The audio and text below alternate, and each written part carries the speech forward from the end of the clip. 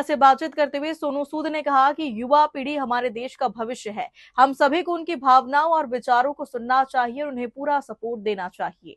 Cockroach जनता party आंदोलन के बारे में बात करते हुए उन्होंने कहा कि कभी कभी कुछ लोग ऐसे आंदोलनों में घुसकर मुख्य मुद्दे से ध्यान भटकाने की कोशिश करते हैं।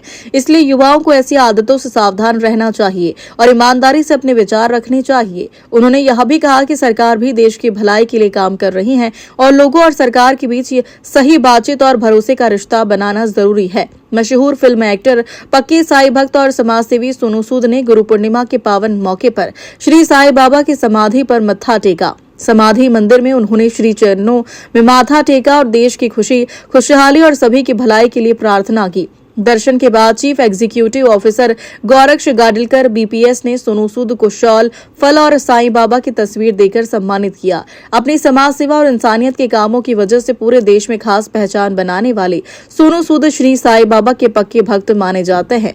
गुरु पूर्णिमा के मौके पर उनके शिरडी आने से वहां मौजूद साईं भक्तों में जोश का माहौल बन गया।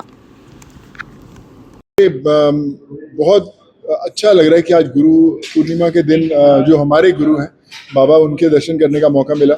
कल मेरा जन्मदिन भी रहता है, तो ये और भी मेरे लिए बहुत खुशी की बात है कि आज मैं बाबा के दर्शन करके, वो भी गुरु पूर्णिमा वाले दिन दर्शन करके, एक नया जो सफ़र शुरू होगा कल से, उसके लिए बाबा से प्रार्थना की है। और हमेशा कहता आया हूँ कि जैसे बाबा हमेशा कहते हैं कि सारे धर्म एक है, सबको साथ लेकर चलना चाहिए। और जब यहाँ पर मैं आता हूँ और जो लोगों की श्रद्धा देखता हूँ बाबा के लिए, और ख़ासकर आज एक महसूस होता है कि बाबा के दिखाए हुए रास्ते पर सब लोग चल रहे हैं। और मैं भी कोशिश करता रहूँगा कि जो बाबा ने रास्ता दिखाया है लोगों के साथ जुड़ने का, उस पर ऐसे ही चलते रहें। और मैं पिछले 3 महीने में मेरा ये तीसरी बार मैं बाबा से मिलने आया हूँ, और बस यही कहता हूँ कि जल्द वापस बुलाते रहें। और जब भी बाबा का आशीर्वाद मिलता है तो एक नया जुनून एक आता है, एक नई ऊर्जा मिलती है करने के लिए। आज मुझे करीबन यहाँ पर आते हुए 34 से 35 साल हो गए हैं। कॉलेज के समय से आना शुरू किया था, जब नागपुर में पढ़ाई करता था, तब ट्रेन में रिजर्वेशन भी नहीं होता था, तब आना शुरू किया था। और आज जब बाबा के पास यहाँ पर आता हूँ और इतनी इज्जत और इतना प्रेम मिलता है, तो ये लगता है कि बाबा का जो हाथ है सर पर बना हुआ है। और बस यही कहूँगा कि बाबा ऐसे ही आशीर्वाद बना के रखें और ऐसे ही मुझे जो मेरा मार्गदर्शन है वो करते रहें।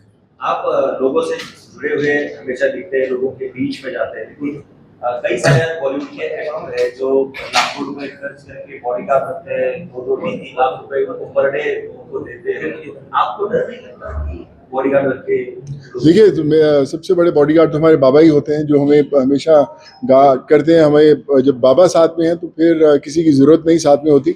और मुझे लगता है कि जो आम जनता आपको इस मुकाम तक पहुंचाती है, जहां पर आपको इतना प्यार मिलता है, तो आम जनता के साथ जुड़ा रहना ज़रूरी है।